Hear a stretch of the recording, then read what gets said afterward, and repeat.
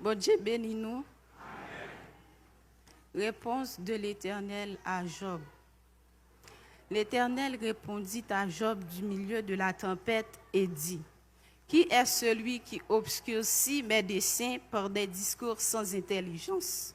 S'interroge comme un vaillant homme. Je t'interrogerai et tu m'instruiras. Où étais-tu quand je fondais la terre? Dis-le si tu as de l'intelligence. Qui en a fixé les dimensions? Le sais-tu? Qui a étendu sur elle le cordeau? Sur quoi ses bases sont-elles appuyées? Ou qui en a posé la pierre angulaire? Alors que tous les étoiles du matin éclataient en chant d'allégresse et que tous les fils de Dieu poussaient des cris de joie, qui a fermé la mer avec des portes quand elle s'élança du sein maternel?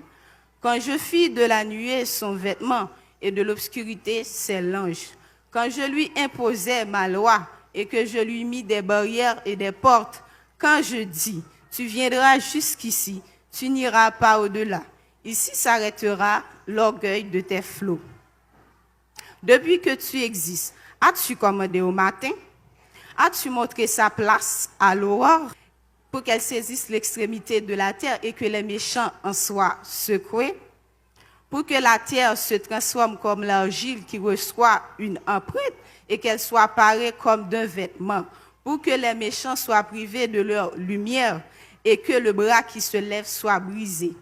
As-tu pénétré jusqu'aux sources de la mer? T'es-tu promené dans les profondeurs de l'abîme? Les portes de la mort t'ont-elles été ouvertes? As-tu vu les portes de l'ombre de la mort? As-tu embrassé du regard l'étendue de la terre? Paul, si tu sais toutes ces choses, où est le chemin qui conduit au séjour de la lumière? Et les ténèbres, où ont-elles leur demeure? Peux-tu les saisir à leur limite et connaître les sentiers de leur habitation? Tu le sais, car alors tu étais né, et le nombre de tes jours est grand. Es-tu parvenu jusqu'aux amas de neige?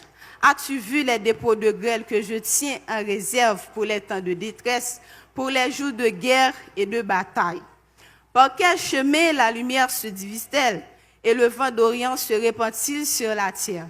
Qui a ouvert le passage à la pluie et tracé la route de l'éclair et du tonnerre, pour que la pluie tombe sur une terre sans habitants et sur un désert où il n'y a point d'homme, pour qu'elle abreuve les lieux solitaires et arides et qu'elle fasse germer et sortir l'herbe? La pluie a-t-elle un père?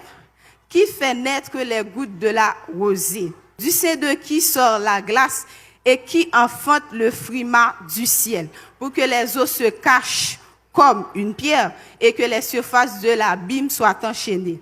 Noues-tu les liens des Pléiades ou détaches-tu les cordages de l'Orion? Fais-tu paraître en leur temps les signes du zodiaque et conduis-tu la grande ours avec ses petits?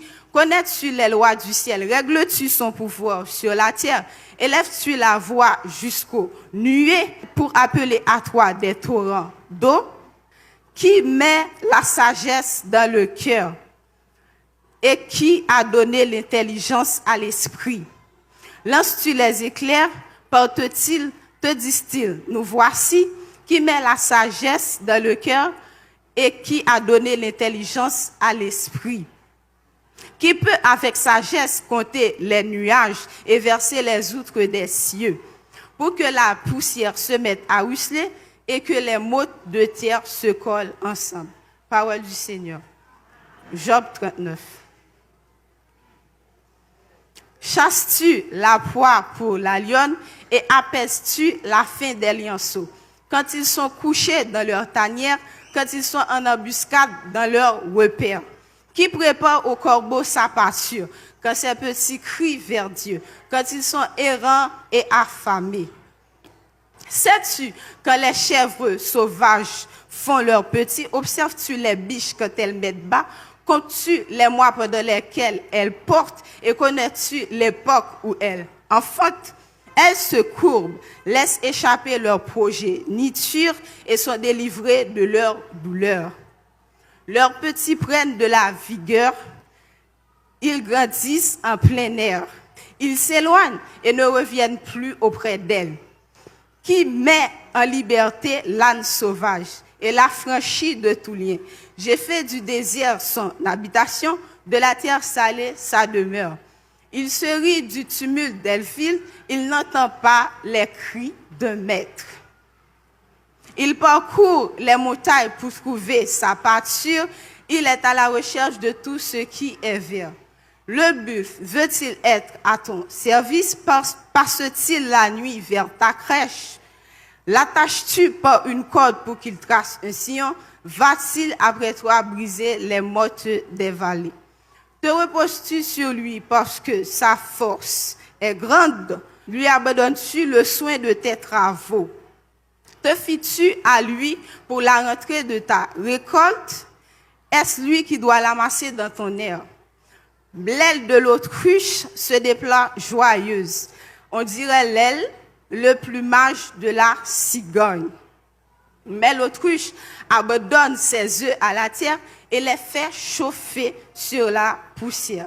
Elle oublie que le pied peut les écraser et qu'une bête sauvage peut les fouler. Elle est dure envers ses petits, comme s'ils n'étaient point à elle. Elle ne s'inquiète pas de l'inutilité de son enfantement, car Dieu lui a refusé la sagesse et ne lui a pas donné l'intelligence en partage. Quand elle se lève et prend sa course, elle se rit du cheval et de son cavalier. Est-ce toi qui donnes la vigueur au cheval et qui revêt son cou d'une crinière flottante? Le fais-tu bondir comme la sauterelle? Son fier hennissement répand la terreur. Il creuse la terre et se réjouit de sa force. Il s'élance au-devant des arbres. Il se rit de la crainte, il n'a pas peur. Il ne recule pas en face de l'épée. Sur lui retentit le carquois, brille la lance et le javelot. Bouillonnant d'ardeur, il dévore la terre. Il ne peut se contenir au bruit de la trompette.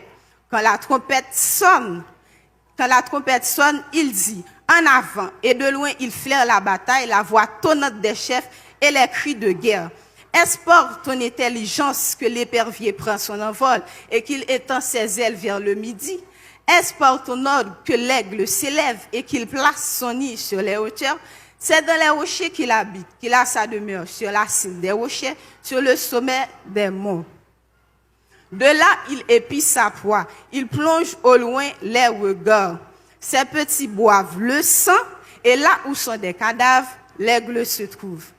L'Éternel, s'adressant à Job, dit, « Celui qui dispute contre le Tout-Puissant, est-il convaincu? Celui qui conteste avec Dieu, a-t-il une réplique à faire? » Job répondit à l'Éternel et dit, « Voici, je suis trop peu de choses. Que te répliquerai-je? Je mets la main sur ma bouche. J'ai parlé une fois, je ne répondrai plus. 2 fois, je n'ajouterai rien. » Parole du Seigneur. Job 40.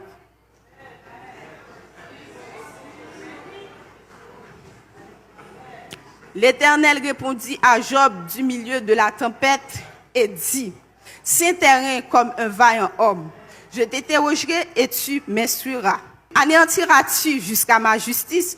Me condamneras-tu pour te donner droit? As-tu un bras comme celui de Dieu, une voix tonnante comme la sienne?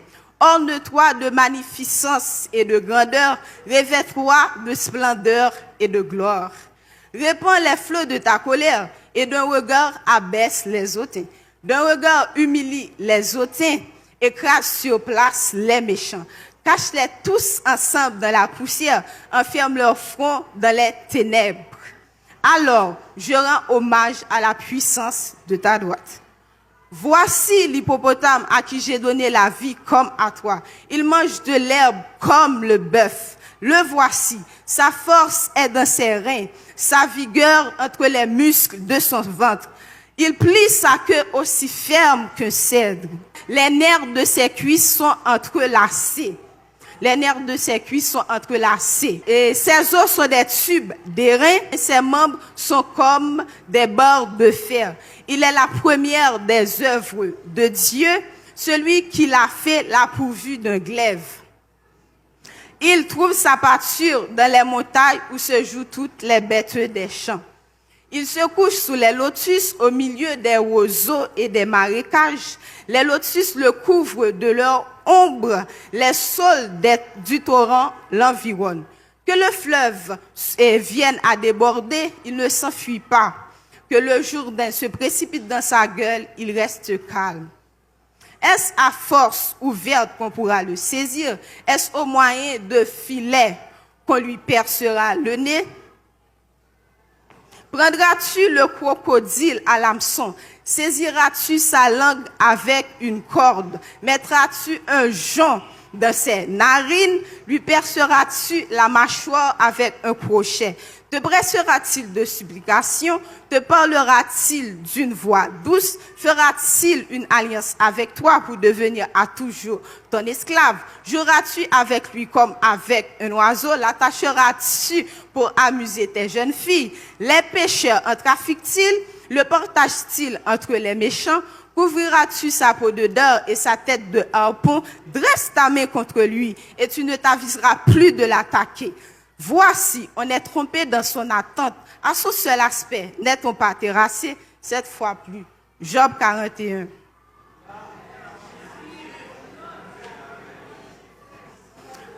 Nul n'est assez hardi pour l'exciter. Qui donc me résisterait en face? De qui suis-je le débiteur? Je le paierai. Sous le ciel, tout m'appartient. Je veux encore parler de ses membres et de sa force et de la beauté de sa structure. Qui soulèvera son vêtement? Qui pénétrera entre sa mâchoire? Qui ouvrira les portes de sa gueule? Autour de ses dents habite la terreur. Verset 6. Ces magnifiques et puissants boucliers sont unis ensemble comme par un seau. Ils se serrent l'un contre l'autre et l'air ne passera pas entre eux. Ce sont des frères qui s'embrassent, se saisissent et demeurent inséparables. Ses éternuements font briller la lumière, ses yeux sont comme les paupières de l'aurore. Des flammes jaillissent de sa bouche, des étincelles de feu s'en échappent. Une fumée sort de ses narines comme d'un vase qui bout, d'une chaudière ardente. Son souffle allume le lait charbon, sa gueule lance des flammes. Verset 13. La force a son cou pour demeure et l'effroi bondit au-devant de lui. Verset 14. Ses parties charnues tiennent ensemble, fondues sur lui, inébranlables. Verset 15. Son cœur est dur comme la pierre, dur comme la meule inférieure. Verset 16. Quand il se lève, les plus vaillants ont peur et l'épouvante les fait fuir. Verset 17. C'est en vain qu'on l'attaque avec l'épée. La lance, le javelot, la cuirasse ne servent à rien. Verset 18. Il regarde le fer comme la paille, les reins comme du bois pourri. Verset 19. La flèche ne le met pas en fuite. Les pierres de la fondre sont pour lui du chaume. Verset 20. Il ne voit dans la massue qu'un brin de paille. Il rit au sifflement des dards. Verset 21. Sous son ventre sont des pointes aiguës. On dirait une herse qu'il étend sur le limon. Verset 22. Il fait bouillir le fond de la mer comme une chaudière. Il l'agite comme un vase rempli de parfums. Verset 23. Il laisse